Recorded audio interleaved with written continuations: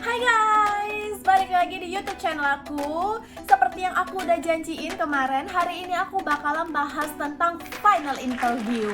Nah, di final interview hari ini aku bakalan bahas sedetail mungkin dan juga pertanyaan-pertanyaan apa yang mereka tanya ke aku dan juga apa jawaban yang aku kasih ke mereka.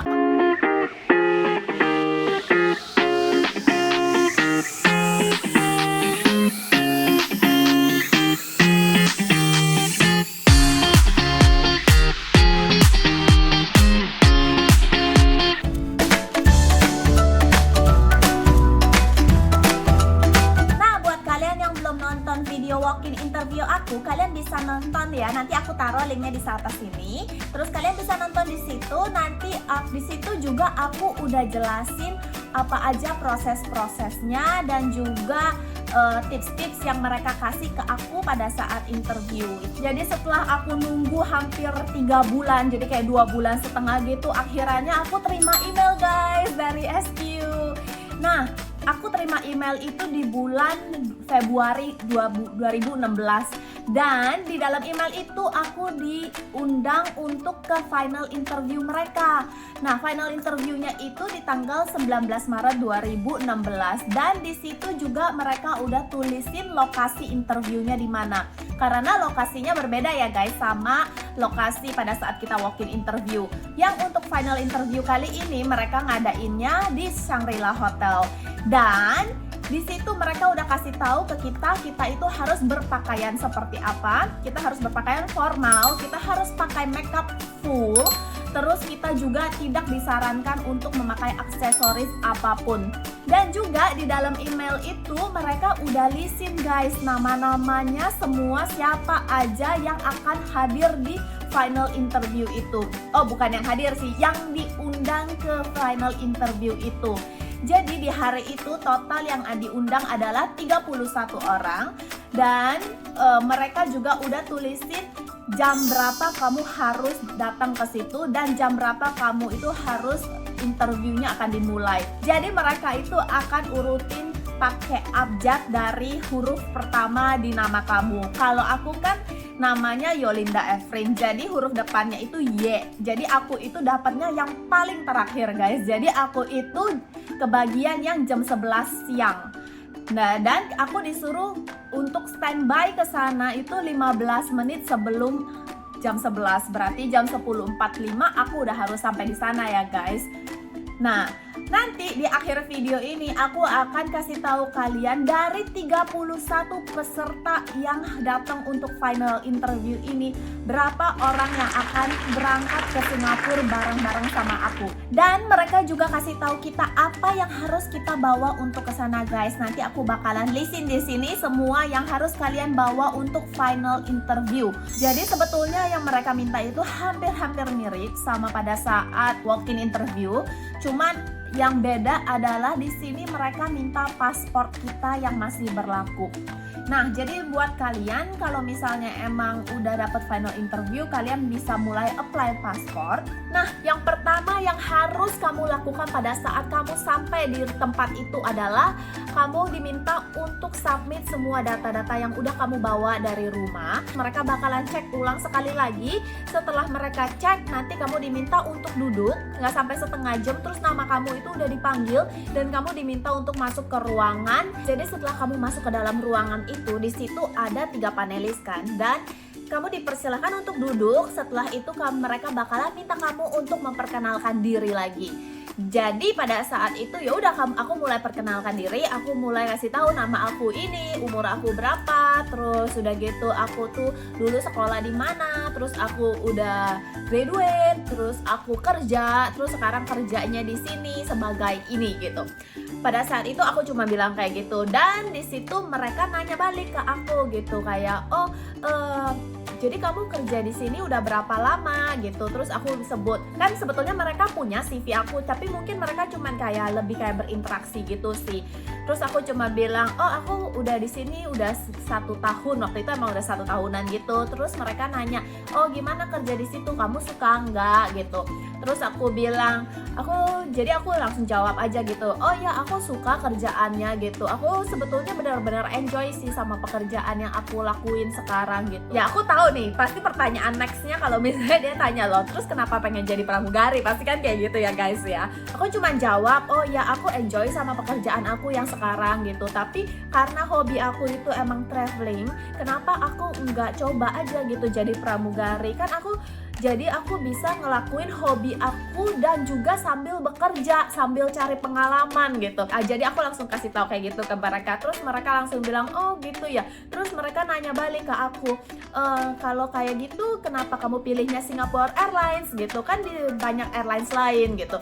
Terus aku jawabnya adalah, jadi emang aku udah siapin list pertanyaan-pertanyaannya, dan ya ini salah satunya gitu. Dan benar mereka nanya kenapa Singapore Airlines gitu, dan ya aku jawab gitu. Nah jadi kan itu udah, sebetulnya itu pertanyaannya itu udah ada di dalam list pertanyaan dan jawabannya aku siapin sebelum pada saat interview itu. Jadi aku tuh udah latihan guys, udah dilatihan di depan kaca nih. Aku bener-bener tuh udah kayak ngomong sendiri, jawab sendiri, nanya sendiri, jawab sendiri gitu ya sebelum interview. Nah terus udah gitu salah satu pertanyaannya tuh keluar, yaitu adalah kenapa mau coba Singapore Airlines gitu, kenapa mau join Singapore Airlines.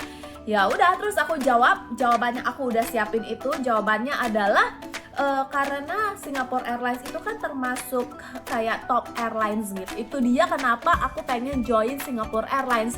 Dan aku juga bilang selain Singapore Airlines memang ada beberapa top airlines lainnya, tapi kebanyakan itu memang agak lebih jauh dari Indonesia, dan yang terdekat itu adalah Singapore Airlines. Itu dia kenapa aku pengen banget masuk Singapore Airlines. Itu guys jawaban aku. Dan itu jujur jawabannya itu aku nggak Google, aku nggak cari di internet, dan itu ya jawaban aku sebenar-benarnya gitu. Aku ngerasa kayak gitu karena ya Singapore Airlines udah terkenal, servis mereka bagus, karena airlines mereka bagus dan aman dan ini dan itu dan segala macam, dan selalu menang awards gitu kan. Dan juga yang paling bagusnya itu adalah dia deket guys sama Jakarta, sama Indonesia gitu. Jadi kalau mau pulang gampang ya kan, kalau ada libur sehari 2 hari, kalau kangen rumah bisa pulang. Nah itu dia kenapa aku pengen masuk Singapore Airlines. Nah jadi itu aja guys yang mereka tanya ke aku pada saat final interview. Dan setelah mereka tanya-tanya ke aku, mereka juga minta aku untuk ikat rambut guys. Terus aku duduk di situ, terus aku bingung gitu, kok dia minta ikat rambut. Terus aku jawab ke dia, aku nggak punya karet rambut. Aku jawab kayak gitu. Terus mereka bilang, oh nggak apa-apa, coba diikat aja, diangkat gitu rambutnya. Cuman mau lihat kayak gimana mukanya. Mereka jawab kayak gitu. Ya udah, terus aku cuman kayak gini, kayak satu ponytail gini. Terus mereka lihat, habis itu ya udah mereka kayak langsung tulis notes gitu di CV aku. Terus udah deh. Abis itu kita diminta untuk keluar dari ruangan itu dan tunggu sebentar masuk ke ruangan sebelahnya. Di ruangan sebelahnya itu ada ruang ganti kecil, dan di situ kita diminta untuk pakai seragam SQ guys. Jadi di situ mereka pengen lihat penampilan kita pada saat kita pakai seragam SQ, apakah kita cocok atau enggak.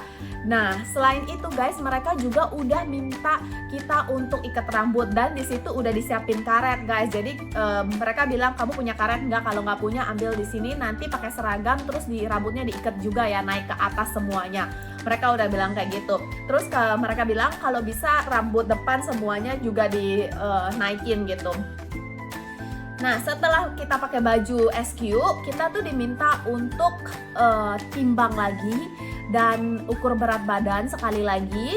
Setelah timbang dan ukur berat badan, mereka bakalan minta kita untuk jalan. Jadi kan ruangannya kayak lumayan besar lah ya. Kayak mungkin kita diminta jalan bolak-balik sekitar berapa ya, paling kayak 5 meter, 6 meter gitu. Kayak jalan 6 meter ke sana, 6 meter balik gitu. Terus udah kayak gitu dia cuma mau ngeliat cara kita jalan. Habis itu dia minta kita untuk tetap stay berdiri di sana, dan mereka mulai skin check. Dan kali ini skin checknya itu benar-benar teliti, dan yang cek itu adalah orang Singapura juga guys. Jadi tapi ini beda ya, yang cek itu perempuan. Jadi mereka mulai ngeliat kalian itu secara deket banget, dan bener-bener tuh kayak detail banget gitu guys ngelihatnya.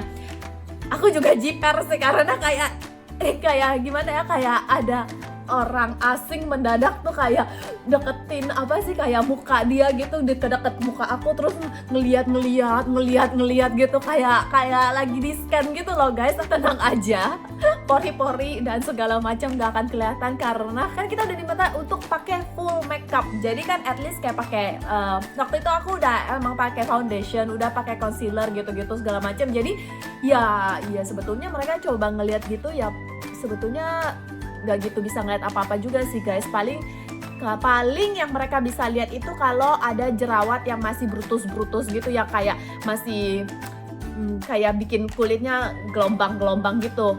Tapi kalau misalnya kayak jerawat yang udah bekas jerawat yang udah rata gitu, itu nggak bakal kelihatan kalau misalnya kamu udah pakein foundation sama concealer. Biar kata mereka sedekat itu guys, mungkin mereka bisa lihat kali ya sedikit, tapi selama itu bisa di cover gitu, mereka nggak akan mempermasalahin itu.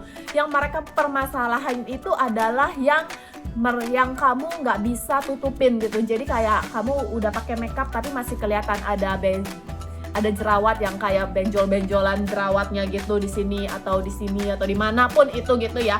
Nah itu juga bakalan dicek guys. Dan setelah mereka cek muka kamu ya, mereka udah selesai nih sama muka kamu semuanya. Sekarang berikutnya yang bakalan mereka cek adalah mulai dari leher ke bawah sini. Karena SQ itu seragamnya itu kan mereka begini guys, kayak gitu, kayak Sabrina gitu loh, begini. Terus belakangnya itu juga agak cowok gitu. Jadi belakangnya bukan yang sampai sini gitu seragamnya, jadi agak cowok. Jadi kalau misalnya kamu di depan sini atau di belakang sini itu ada bekas jerawat atau ada jerawat gitu, kalau bisa kamu pakein foundation atau concealer juga untuk tutupin gitu, karena mereka bakalan cek sampai sedetail itu. Setelah mereka cek bagian sini depan belakang, mereka juga akan cek bagian lengan. Kan kalau SQ itu seragamnya sampai sini guys, sampai sini lengannya. Jadi itu mereka bakalan cek dari sini ke bawah gitu, dan juga mereka cek dari lutut ke bawah gitu. Nah karena kan kalau SQ itu sebetulnya roknya panjang guys, tapi di tengahnya itu ada belahannya gitu loh guys. Jadi pada saat kamu jalan gitu, kaki kamu tuh pasti kelihatan. Jadi itu mereka mau make sure di kaki juga nggak ada bekas yang parah atau yang gimana banget gitu.